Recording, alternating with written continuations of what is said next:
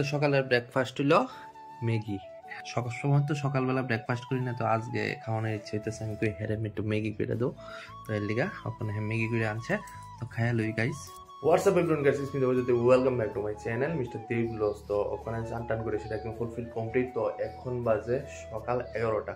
আমরা দুইজন একদম ফুলফিল রেডি হয়ে গেছি। তো ওখানে আমরা দুইজন যাবো রাম ঠাকুরের আশ্রমের মধ্যে, যেটা আমরা প্রতাপগড়ের মধ্যে আছে। আজকে রাম ঠাকুর আশ্রমের 164তম আবির্ভাব তিথি। তো চলো মন্দিরে গিয়ে এসে আবার তোমরা লোক কথা হইতেছে। গাইস, তোমরা বাম সাইডে যে স্কুলটা দেখতে পারতাছো, এই সাদা কালারের বিল্ডিং আছে আর এই মাঠটা আছে, এটা হইলো রাম ঠাকুর বয়েজ স্কুলের মাঠ।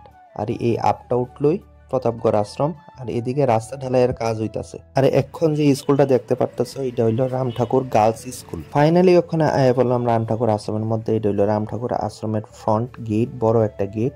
আর ব্যাক সাইডটা যেটা দেখতে পারতাছো, এটা রাম ঠাকুর গার্লস স্কুলের ব্যাক সাইড। চলো ওখানে মন্দিরে ঢুকতাছি।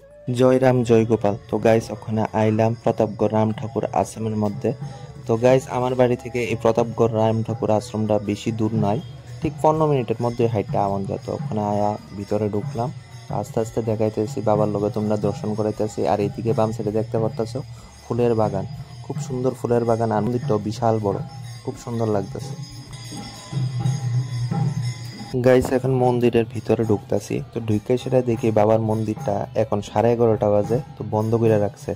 তো কিছুক্ষণ পরেই আবার খুলবো।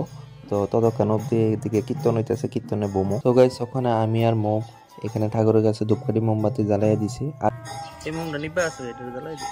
গাইস এখানে দুইটা গাবি দেখতে যে পারতাছো, এই গাবিটার বাচ্চা হইলো এটা, আর এটা হইলো কামধেনু মাতা। তো আমরা প্রতাপগড় আশ্রমের মধ্যে এই কামধেনু মাতার গাবি আছে, আর এইটার মধ্যে এই কামধেনু থাকে। গাইস তোমরা এখানে যে সমাধিটা দেখতে পারতাছো, এই সমাধিটা হইলো কামধেনু মাতার সমাধি। এটা পূর্বের কামধেনু মাতা আসলো এই আশ্রমের। এখন গাইস তোমরা যেই ফটোগুলা দেখতে পারতাছো, এটা হইলো মহন্ত মহারাজের ফটো, যারা কাল পাইছে। মন্দিরের মধ্যে তোমরা যে ফুলের বাগানটা দেখতে পারতেছো, এটার মধ্যে খুব সুন্দর সুন্দর ফুল আছে, কিন্তু গোলাপ ফুলের সংখ্যাটাই অনেক বেশি। এদিকে লাল কালারের গোলাপ আছে, পিঙ্ক কালারের গোলাপ আছে, সাদা কালারের গোলাপ আছে, আর গাঁদা ফুলের গাছও আছে। খুব সুন্দর লাগতেছে, সূর্যমুখী ফুলও আছে। গাইস ওখানে মন্দিরের দরজাটা খুললো, ওখানে বাজে 15-12টা। তো 12টার সময় আবার বন্ধ করে লাইব, আবার ঠিক 4টার সময় খুলবো। ঠাকুরের শোয়ার সময় হইলো 12টা থেকে 4টা অবধি। আর মন্দিরের পিছনের জায়গাটা খুব সুন্দর দেখাইতেছি। তোমরা এটার মধ্যে অনেকে মানসিক করে সেটা 3বার ঘুরে, তো আমিও ঘুরুম আর একটু পরে দিয়ে সেটা। আর তোমরা যে ছোট ঘরটা দেখতে পারতেছো, এটা হইলো শ্রী শ্রী রামচন্দ্র দেবের মানে রাম ঠাকুরের শয়ন কক্ষ। এতক্ষণ মন্দিরের মধ্যে যারা কীর্তন করতে আসলো তারা সবাই গেছে গা। আর মন্দিরটা দেখো, ঠিক পদ্ম ফুলের উপরে এই মন্দিরটা তৈরি করা হয়েছে, দেখতে খুবই সুন্দর।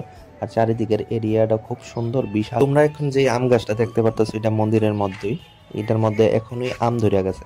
অ্যাকচুয়ালি এটা হইলো 12 মাসি আম, মানে সারা বছর এটার মধ্যে আম ধরে। আমটি খুবই সুন্দর। সো গাইস ফাইনালি ওখানে বাইরে হইতেছে মন্দির থেকে জয় গোবিন্দ জয় রাম গুরু কৃপাহি কেবলম, পরে গেটের মধ্যে লেখা আছে। আর সো গাইস ওখানে মন্দির থেকে বাইরে যেতেছি গা, তো ওখানে যাইতেছি আবার হাইটে হাইটে বাড়িতে। তো বাড়িতে গিয়ে আবার তোমরা লোক কথা হইতেছে। সো গাইস মন্দির থেকে বাড়িতে এসে পরে একটা ঘুম দিলাম। তো ওখানে বাজে ঠিক 7টা।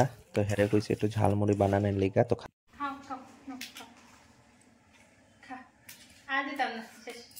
প্রত্যেক দিনের ডিউটি। টিঙ্কু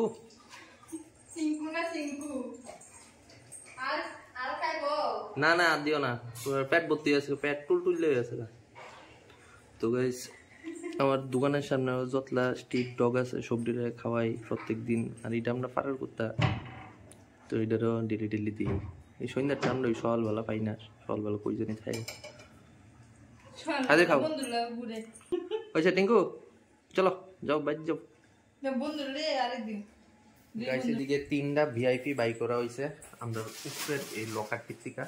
তো এটির থেকে বাই করছে কারণ হইলো এটার ভিতরে শীতের যত সব ড্রেস আছে সবটি ঢুকাইব। আর বিছনাটা একটু মেসাপ হয়ে রয়েছে, কারণ এদিকে ওখানে গুছানি হইব সবটি। শীতের দিন তো গেছে গা, এর লিগে শীতের ড্রেসটি ওখানে সবটি গুছাই লাইতেছে, মোটটিও গুছাইতেছে, আমারটিও গুছাইতেছে। অলরাইট গাইস, তো আজকে রাত্রেবেলা ডিনারের ভিতরে আছে এদিকে পাপ্পা আছে, গাজর আছে, বিনস, এদিকে একটা ভাজা, এদিকে আছে পাবদা মাছ, এদিকে আছে চিংড়ি মাছের মালাইকারি, এদিকে হইলো প্রিয়। চলো ডিনারটা করি।